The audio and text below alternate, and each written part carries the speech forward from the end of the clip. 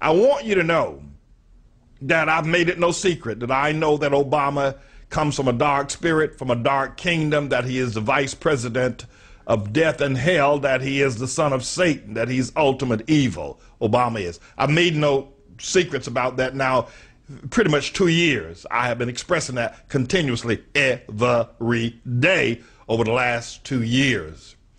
I want you to also understand that I love this great nation, and you can interpret this nation's constitution. You can think that the birth certificate is not a major issue, whether he was born here or not. For you, that could be, unimportant. What you think would be important. The problems of the world being solved is more important than the birth certificate. You can think that if you want, but I need to let you know that what you're saying, it doesn't matter whether he's a criminal or not, because we have to understand we are a nation of laws, and if he has broken a law, whether it's insignificant or not, he is a criminal. So essentially what you're saying is that you don't care whether a criminal, as long as he's solving the problems, that's fine with you. But you also need to know this is not some small crime he has committed. He has committed a crime of treason, violating our Constitution by being ineligible to serve as U.S. president. That's an act of treason, and everything he does and every day he lives in that position is another act of treason. Now, if you, that's not important, then you don't care anything about crime. Then why don't we get Jack the Ripper or Jeffrey Dahmer or John Gotti or one of those to run America, because you don't care anything about crime as long as they can solve problems. Having said that, I want you to know that I've been a pastor for 27 years right here in the community of Harlem. Unlike most pastors that I know don't live in Harlem. They don't live in the community because they don't want to live around the loud music, the sirens, the debauchery, the garbage cans, the urinating in the streets, the feces, dog feces every place you step, the broken down buildings, the poverty. They don't want to live around that. They want to come into Harlem and work and then go home to a peaceful, quiet community at night. Because Harlem and ghettos like Harlem are such wretched states of communities.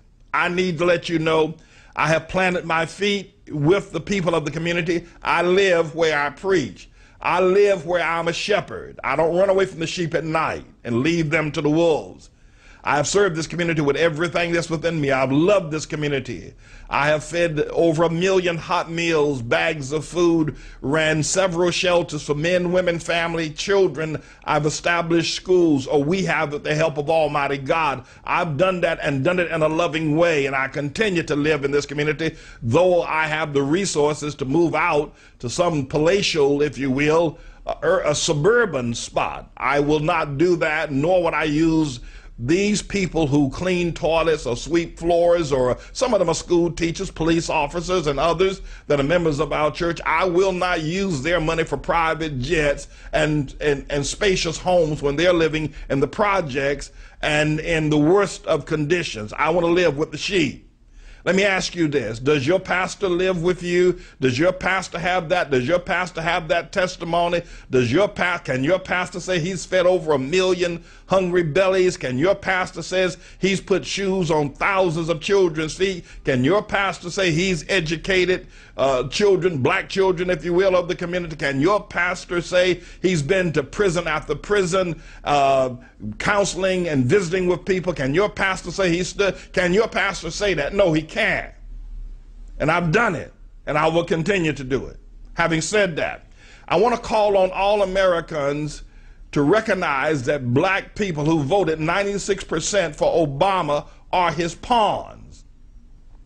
That we need to remove the pawns, or a line of defense from around Obama, called the black people. And the way we need to do that is to continue our boycott of black people in every way, fashion, shape, or form that you can boycott, refuse to support black enterprises, black businesses. I'm going to ask you to make a sacrifice. Now, you're sitting there in Louisiana, you're out there in Colorado, you're up there in Washington or in Idaho, and you're saying, what can we do to salvage our nation from this almighty grip that Obama has on it and has on all of his elected officials, including George Bush and Hillary Clinton. What can we do? Because the courts will not hear our case. I want to say to you, I want you to boycott NBA basketball for one entire year, this entire season. Do not watch nor attend any basketball games in the NBA or in the college basketball March Madness. Don't do it. This is your sacrifice. This is something that you're going to do. This is something that you can do, and it will greatly affect the pawns around Obama. You can watch football, you can watch baseball, but basketball is where most black people enter the scheme and where they earn a lot of money and where they are very vocal and visible. Boycott. Do not watch even the news about basketball games. Now, don't complain to me if Obama is destroying the nation and you're asking what you can do. And here I've given you a strategy. I've given you a plan. Destroy the pawns. But don't just boycott basketball. Any and everything that is related to black entrepreneurship, black businesses, black churches, whatever it's about, if it's black, boycott it. Boycott it. Now, Jesse Jackson has used this against white America for years. He may have even used it against you. I'm saying to you that this will begin to turn the tide and stop the Islamic fascist Muslim takeover of our nation. You can do it. You can do it. You can do it. Not only are you to boycott the games, but any business that hires black people, don't patronize it. Go buy that business. Any town that, like a New York town that has a heavy, massive black population, hold no conventions or conferences or vacation in those towns, whether it's Chicago and Atlanta in particular. Go after Atlanta like it's the Spanish flu or the Black Death. Go after Atlanta. Don't go anywhere near, don't buy products from, don't even fly into the Delta hub in Atlanta. Boycott. You can do this. We can do this. Why are we doing it? We're not doing it, and I'm not doing it because I hate black folk. I've outlined my great love and how much I've done. I don't know another pastor on this planet, not one on this planet, not one that has been as loving and caring and supportive and helpful and uplifting and teaching of black people that I have done. I rule the roost on that one, and I know it. I have an authority from which to speak. Go after Atlanta like it's got to play. Go after Atlanta the way Sherman went for Atlanta. Go after Atlanta the way Sherman marched through Atlanta and leave nothing standing. We have got to send a word to the long-legged Mac Daddy and black people. Y'all are not going to take over this nation and destroy it. You can do this. You can do it. You can do it. You can effectively, by making sure you don't participate or spend your money with anything that's black or anybody that you know, don't allow them to spend their money with anybody. Send a word to the black community. You don't have the last say-so about where America is going to go. You don't have the last say-so. This you can do. This I'm asking you to do.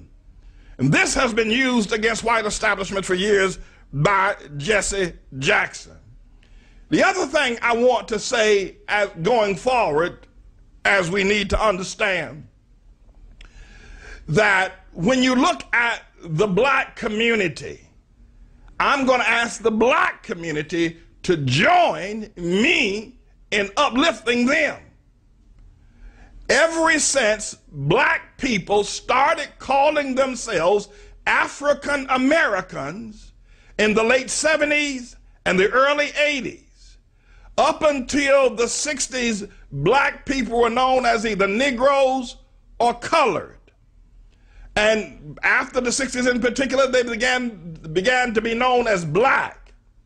Black people were only designated as black people for about a decade and a half, and then the African American name tag kicked in, and to this date we're known as African American. But I want to ask you to get yourself an anthropologist or a sociologist or someone who can study cultures of people Since black people have been calling themselves African Americans, we have experienced the worst existence on this planet, even worse than slavery. When it comes to black on black crime, it escalated. It went through the roof with the Bloods and the Crips, empowered by the devil himself, with hip hop music, with crack addiction, with AIDS. Once we labeled ourselves African Americans, God's response to that was to allow off the charts high school dropouts, single parent homes. 2 million men went to jail black men went to jail once they started calling themselves African Americans. 2 million black men went to jail between 1975 and present. Never in the history of any nation has that many men gone to jail in one nation at one time. Never. And it's all because we have bastardized America by calling ourselves Africans. We're not. Here's further. Africa is cursed. Look at it. Droughts, famine, without the presence of God, disease. Everywhere you look, very little ingenuity, very